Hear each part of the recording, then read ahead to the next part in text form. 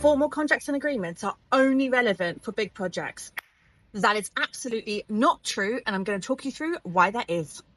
Hello and welcome to Engage and Thrive, also known as EAT, your coffee catch-up with me, your host Taelon, where we will go through common problems and hurdles that come up in business, marketing and advertising and try and demystify them. I know firsthand how complicated and confusing it can seem with all the different acronyms and all the things to do in business. So let me try and help you be better in business. First things first, let's start with grabbing a coffee. So without stating the obvious, I am not a lawyer, and anything I talk through in this episode is from lived experiences. So please seek your own legal advice, especially when it comes to contracts and agreements and relating to your business. So the next thing to myth bust. The reason why this statement to me is completely incorrect is because regardless of what size business you are, or if you're a freelancer or a contractor or whatever, a service agreement is important because it's a way of itemizing and like solidifying how you're going to interact with each other. So really it's your professional ways of working. And at the end of the day, I'm not your mate, they're not your mate. And trust also isn't going to hold up in a court of law. So I've heard an excuse before of like, just trust me, it'll be fine. Sorry, mate, can't trust you. Like, this is business. And that's what I think you need to remember as well, is it is a business that you are running or you are acting on behalf of. So it needs to have that professional boundary in place to clarify everything up front and manage each other's expectations. As always, let's go through vocab. So this is words that are likely to come up when you're talking about service agreements and contracts. So the first one is IP, which is intellectual property. And as you may or may not have heard, last week's episode, I covered off about IP and why you should understand the limitations and rules around IP.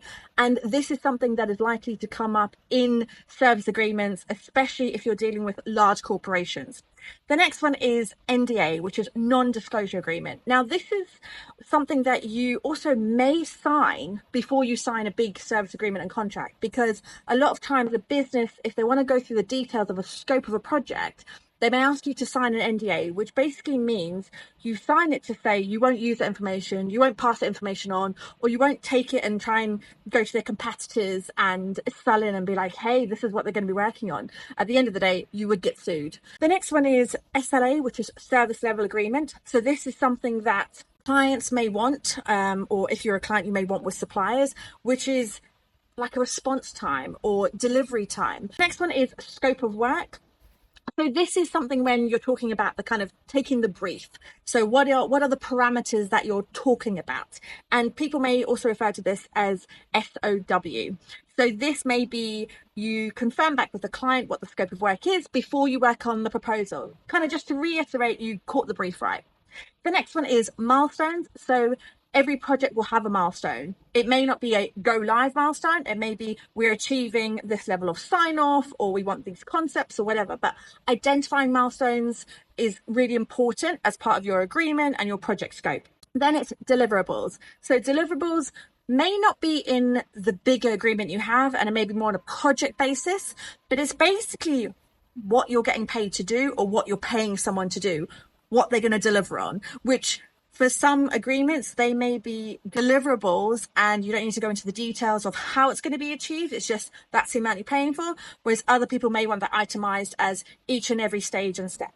Okay, now we're going to go through really the key components of what makes a good agreement. So it's not takeaways. And like I said, I'm not a lawyer, so please seek your own legal advice.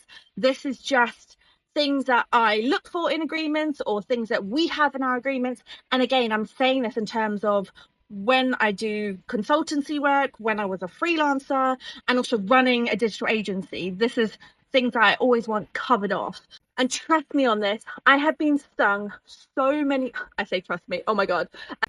The experiences I'm going to talk about is because I have been stung so many times in the past by not having these covered off.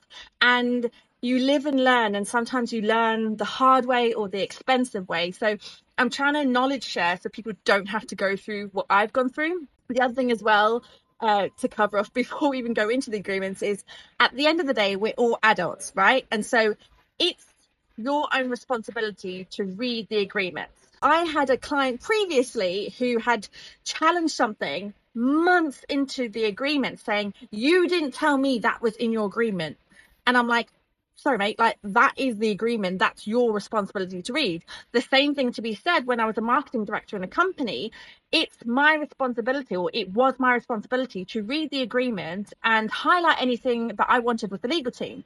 When you're in smaller companies, you may not have a legal team. So that responsibility lies on your shoulders to read the agreement, flag anything you need to with the CEO, or challenge anything with your partner and supplier that feels uncomfortable, because that's your chance. So the first thing that I kind of want to cover off in terms of a good agreement or what to have in place is details matter. So when I say details matter, is the person's name who's going to sign the agreement is really important, because that's the person at the end of the day, if anything was to happen, they're the ones who would be held up in court. They're the ones who are taking that liability. They're the ones that if you need to challenge anything. So for example, if they've signed the contract and then their finance department says, oh no, that's not our payment terms, well, that's the person that's responsible from their side, and that's responsible from your side.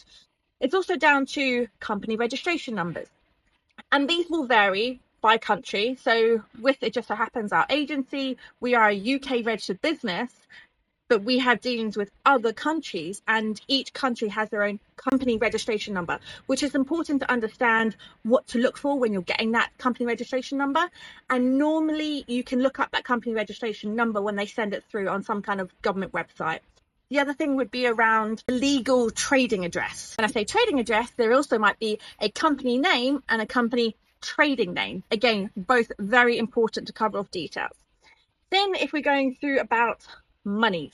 So money is an awkward conversation for anything. And at the end of the day, in business, money is one of the most important parts, because that's how you keep everything going. That's how you pay your people, which is why it's so important to have in your agreement around payment terms, payment schedules, currency, who covers certain fees, if you're VAT registered, or if you're not VAT registered and you're going to be VAT registered, how is that covered off?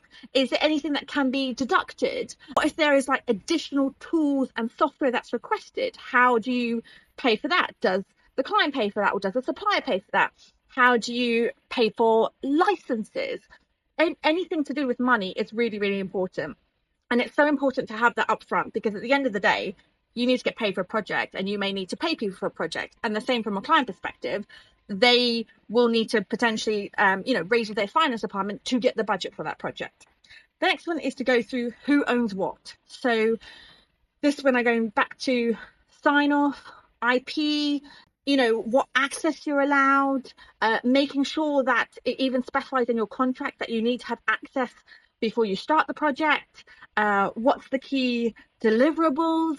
It's really down to the who, what, when, why, how kind of situation of understanding that relationship, which kind of leads into the last bit, professional boundaries. So this to me is, and I know I always say this is important, but professional boundaries, because like I said, I'm not your mate, and it's not about trust. So we identify upfront in all our contracts, I say as a business, and also when I work as a consultant, the platforms of communication. So we'll deal on Slack, less likely to deal with email. You have a project team on Slack, your working hours. So it is unreasonable that there would be a request after 10 p.m.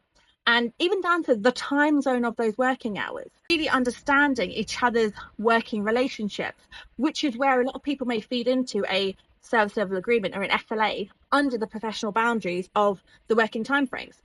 Main thing to take away is just don't be scared of the agreements, and honestly, please, whatever size your project is, have an agreement. It really doesn't matter what size. At the end of the day, it is business, and it shows the true colors, right, when you do an agreement, because firstly, it shows the professionalism of you having your agreement, and especially if you're presenting it to the client or the client's presenting it to you, whatever, the professionalism of your business. And true colors also come out in terms of you can see what matters to people. So it doesn't matter about the fees of paying for something, or does it matter about the turnaround time, or does it matter about who's the responsibility signing the contract? Thank you for joining me for another week of Engage and Thrive with your host Taelon, and see you next week.